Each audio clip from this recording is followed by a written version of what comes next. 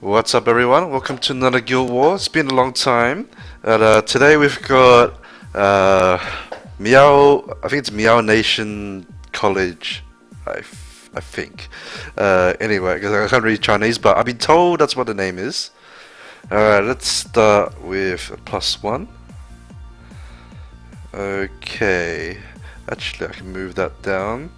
So the second team, what I usually do is I bring Triple Will, and basically it kind of banks on one of either Fear or Perna not having will runes, right? So as long as I can kill one turn one, then it's not too bad like afterwards.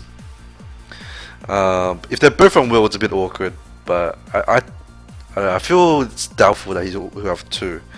But yeah, I'll give that a go. And this first team, okay, we're gonna have to. I think we're gonna have to like pick it based on elements. So here, I'm gonna use Praha to tank the Wind Panda. All right, and I'm gonna bring. Oh, she can also remove the Fanatic buff. I'm gonna bring.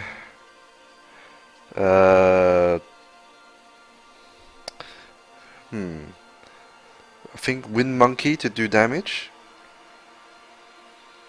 And he can armor break too. Right, so now I need a fire tank for the water panda. I think I'll bring Kuma. Alright, so there are plenty of heals. And I think I'll go for the actually I don't know who I'll go for. Well, I guess it depends who I remove with the fanatic, like in terms of fanatic. So let's see.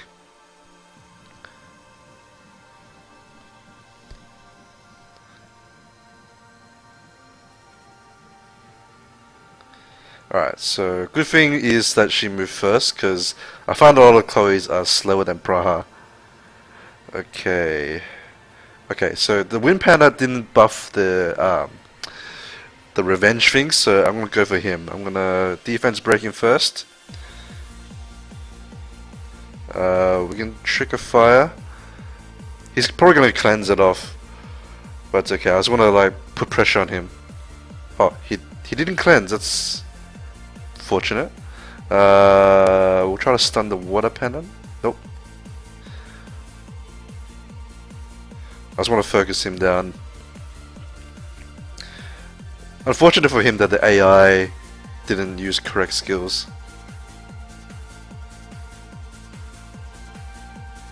So that's okay that he defense broke my Kuma, because the Wind Panda still won't go for him. But I got stunned and he didn't violent proc. That's good. Alright. So that was pretty lucky for me. Because the panda kind of derped a bit, and he didn't violent proc as well. Although I guess I'm not that sure whether he had violent, but most likely he does.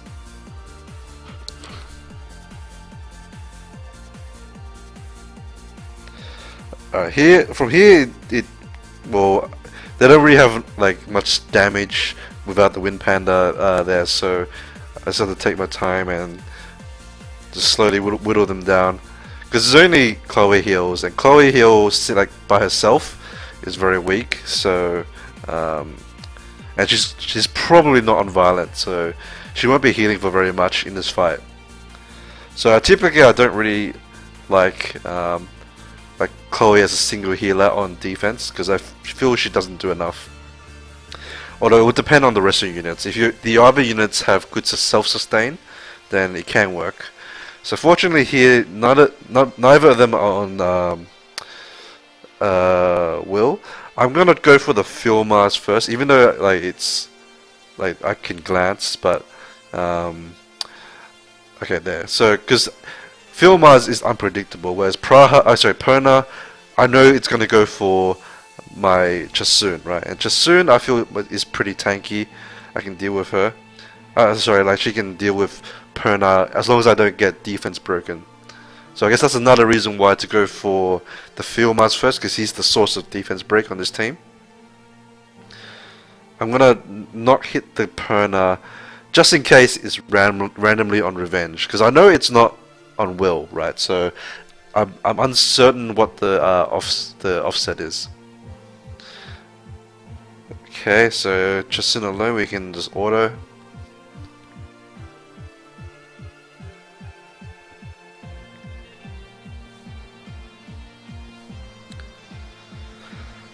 Okay.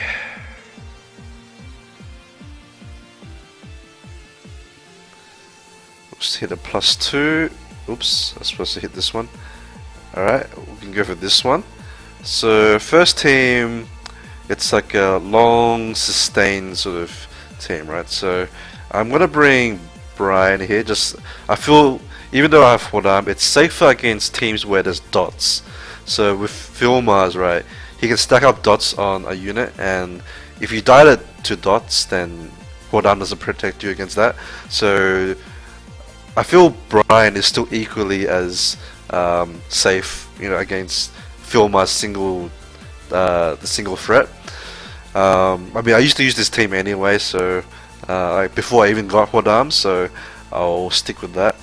And this second team is, I believe, copperable. So Copper will go for Praha first, because he's the buff strip, and then Bulldozer, as usual, will go for Velagil. That's like, it's very hard to use Velagil on defense now, because you have to make sure your team is protected against Bulldozer.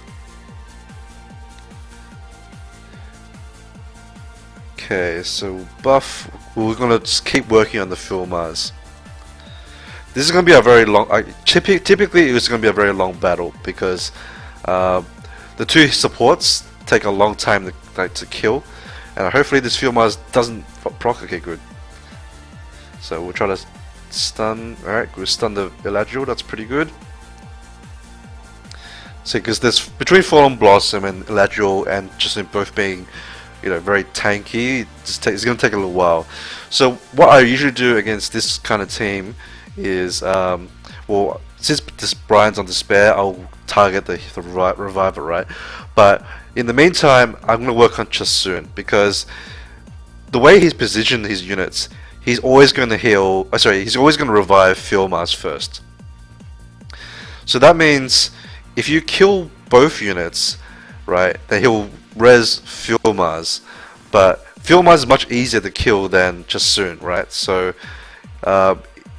over time it'll be a lot easier to finish off the team if you take out the Chasun as well, rather than going for Eladriel, because Eladriel will be much tankier than Chasun, right? Because he's got better stats, like he's got better defense, and typically more HP as well, or similar amount of HP. Although I have a chance to kill Eladriel because he's very low, so I might go for it. I'll buff attack, and the reason is because, like, yeah, he revived Chasun into Fallen Blossom, so that was a very lucky Valiant proc, right? But if you're struggling to kill, you know, the Eladriel, like, or if he's full health, I wouldn't bother wasting your time on him. Kill the Chasun, and that way, like, you know, by the time the Eladriel gets his second revive, right?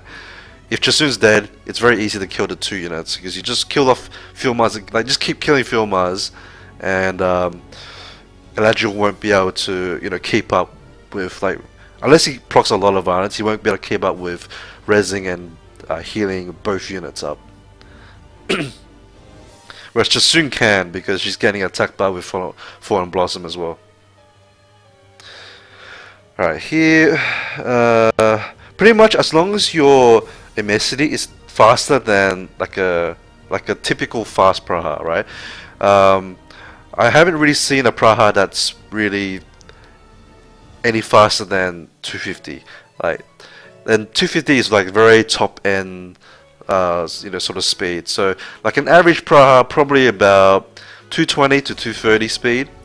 Like in good, you know, G3 guilds, they'll probably be like around 240. So as long as you try to aim for Immensity to be about 250 plus, you should be able to outspeed any Praha, and that means it's very easy to copper those Prahas.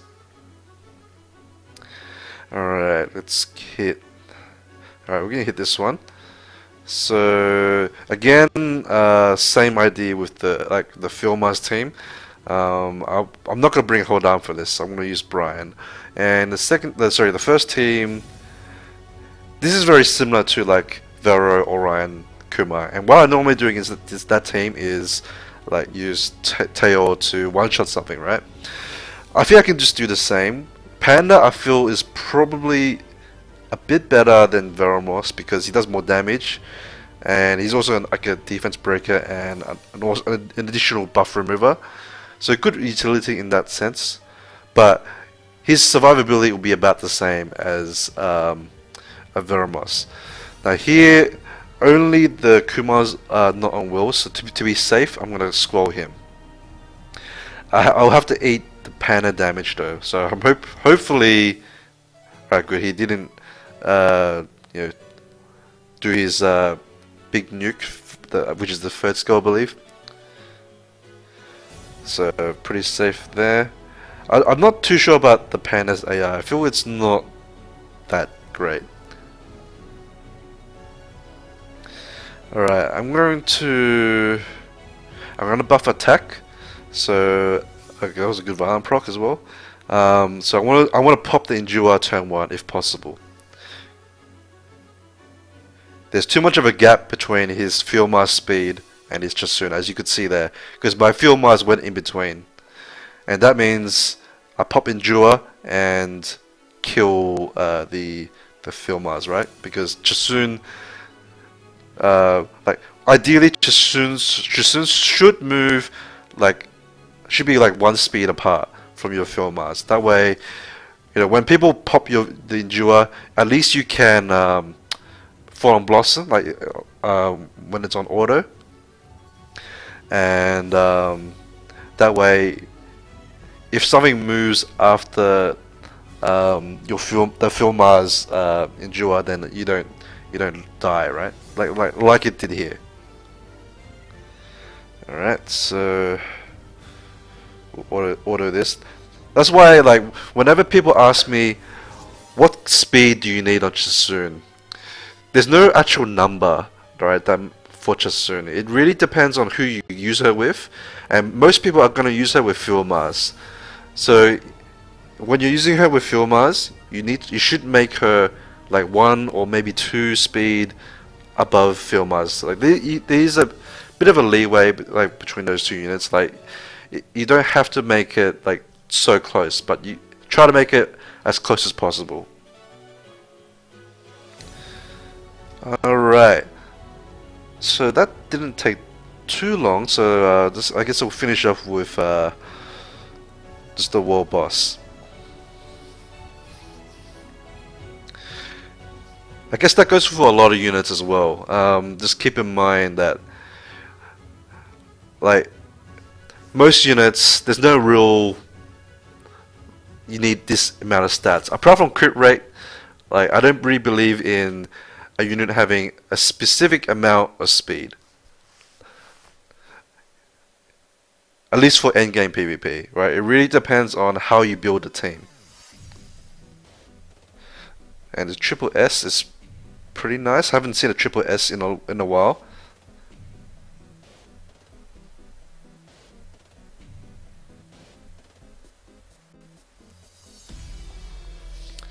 But perhaps I'll do like a video about that topic in the future. We'll see.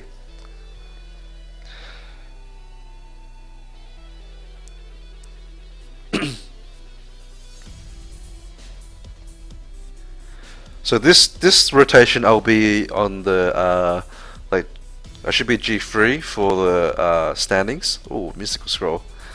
So if you want to check out my runes, you can check it out there. I'm also going to put a Swole Farm profile in my Twitch description. So the Twitch link is already in like all my videos by default. So if you are interested in looking at, you know, like my monsters and their runes, you can always go there. I'll remember to put like when it was last updated as well. just because I know when I show some videos where with you know, various units that I use in PvP or whatever, people will ask me like to show the runes, right? Rather than showing you the runes after every fight, I feel that's a bit tedious and time consuming. You know, just have a look at this Wolf Farm profile. Much easier that way. Alright. So that's it from me today. Thanks guys for watching, and I'll see you guys in the next video. Bye bye.